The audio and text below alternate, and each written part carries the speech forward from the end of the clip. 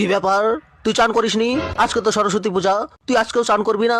না আমি পারবো না, আমি এই শীতে এত ঠান্ডার মধ্যে এত সকালে চান করতে পারবো না, আমার খুব ঠান্ডা লাগছে।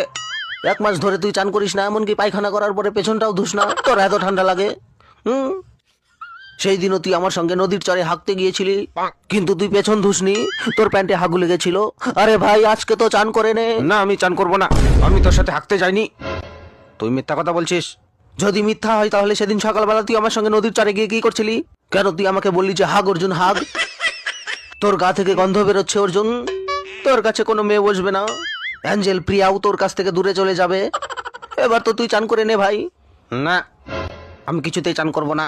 এই কারণ, এই অর্জুন, সরস্বতী পূজার অঞ্জলি শুরু হয়ে গেছে, অ্যাঞ্জেল প্রিয়া অঞ্জলি দেওয়ার জন্য বসে আছে।